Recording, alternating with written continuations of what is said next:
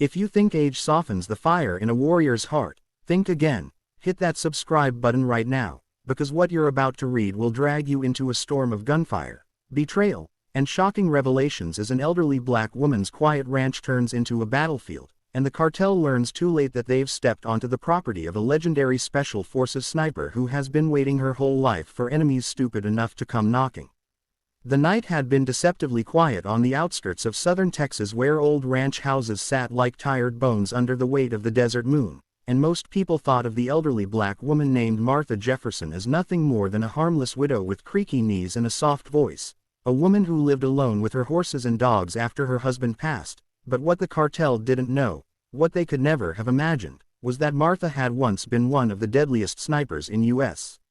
Special Forces, a ghost of war whose name never made it into the newspapers but whose legend passed in whispers through soldiers who had fought beside her and enemies who never saw her coming. And as three black SUVs barreled down her dirt road, their headlights slicing the darkness, she slowly set down her cup of tea, the faintest smirk tugging at her lips because deep down she had always known that her peace was temporary, that someday the past would knock on her door not with memories but with bullets, and when it did, she would be ready. The cartel had targeted her ranch not because they knew who she was, but because rumors said the land was perfect for storing drugs, weapons, and human cargo across the border, and the old woman living there seemed like nothing more than an inconvenience, easy to scare, easy to remove, but they had no clue that behind the worn denim and weathered skin was a fighter whose kill count stretched from the jungles of South America to the deserts of Afghanistan, a sniper who once held her breath so long that she could time her heartbeat to the trigger, dropping enemies at impossible distances. Now as the SUVs skidded to a stop and masked men spilled out with rifles, Martha whispered to herself the old mantra, slow as smooth, smooth as fast. And she reached beneath the false floorboards of her ranch house where her Barrett .50 caliber rifle lay wrapped in oiled cloth like a sleeping dragon, along with smaller toys, Glocks, knives, fragmentation grenades, and an old combat knife with her initials etched in the hilt. At first, the men stormed her barn, yelling in Spanish, dragging out bales of hay, kicking over feed buckets, and when one of them shot her horse just for amusement, Martha felt something ancient and volcanic rise inside her chest, a rage honed by decades of war but buried under years of pretending to be normal, and she realized tonight she would no longer pretend. The first man to walk toward her porch with a smirk on his face didn't even know he was dead until the suppressed round from her Barrett split the night, blowing his chest open like paper, the recoil thudding against her shoulder as comfortably as an old friend's hug, and before the others could process what happened, three more fell in rapid succession, each one collapsing with a hole in his forehead, their rifles clattering uselessly on the dirt. Panic spread among the cartel soldiers as they ducked behind SUVs, shouting frantically, some trying to retreat, others firing blindly at her windows, but Martha had chosen her angles long before tonight, building her house not just as a home but as a fortress of kill zones, overlapping fields of fire, and reinforced walls, and as she calmly shifted her position to a hidden firing slit she had built into her attic, she remembered the words of her old commander who once told her, "You'll never die in bed, Jefferson, you'll die with a rifle in your hands and a smile on your lips," and sure enough, she was smiling now as she squeezed the trigger again, sending one man spinning backwards, his rifle flying into the air like a toy. But the cartel wasn't just reckless muscle. Their leader tonight was Ramon El Zorro Mendez, a cunning ex-commando turned trafficker who had risen through the Mexican underworld like a venomous snake, and as he barked orders, he realized something wasn't right, that the helpless old lady had just erased a third of his crew in less than 2 minutes, and dread spread across his scarred face as memories of whispered military legends returned. Stories of a black woman sniper who once made an impossible 2-mile kill shot in Afghanistan and vanished from records, rumored to have retired in Texas. Could it be her? But before he could finish the thought, another of his men dropped screaming, his leg shredded by a well-placed round, and the survivors scrambled for cover like rats.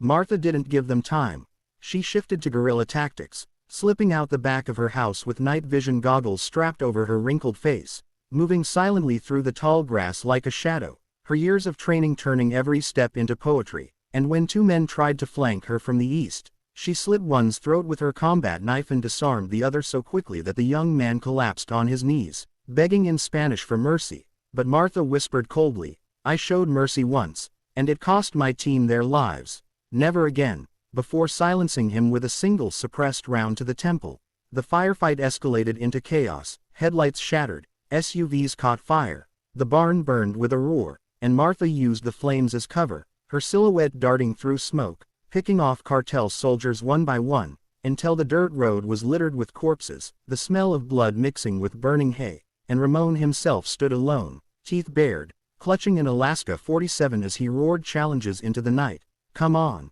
vieja.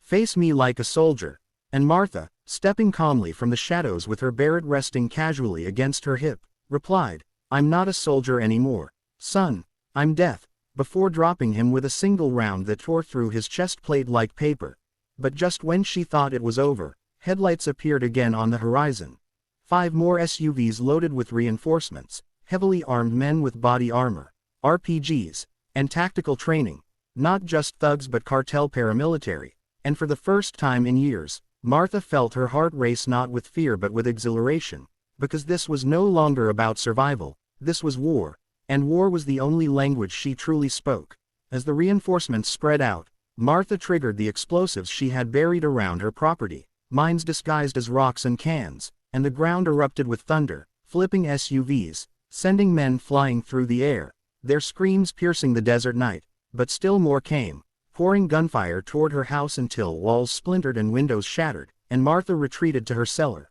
where an old radio crackled with encrypted frequencies still tapped into military networks she never truly left, and she sent out a single coded message. Widowmaker active. Hostiles inbound. Seconds later, voices answered, grizzled veterans she hadn't spoken to in decades, brothers in arms who had gone off-grid after retirement, and they responded with one word that brought tears to her eyes. Copy. The battle turned biblical as helicopters thundered in from the horizon, some cartel, some shadowy black ops responding to Martha's call. Bullets laced the sky, flares lit the night like artificial lightning, and Martha, despite her age, moved among the chaos like a goddess of war, her rifle singing death, her knife dripping red, her eyes cold with fury, and yet beneath it all, a deep sadness because she had once longed only for peace, for mornings of tea and horses, but fate had chosen her once more as executioner. In the final hours before dawn, when the smoke cleared and the desert was littered with bodies, burning trucks, and shattered weapons, Martha stood bloodied but unbroken, her rifle still in her grip, her dogs miraculously alive beside her, growling at the corpses, and she whispered to herself, they'll come again, and I'll be waiting, knowing the cartel would never forgive, that this night was only the beginning, but also knowing that the legend of the Widowmaker had been reborn, and the world would once again whisper her name with fear.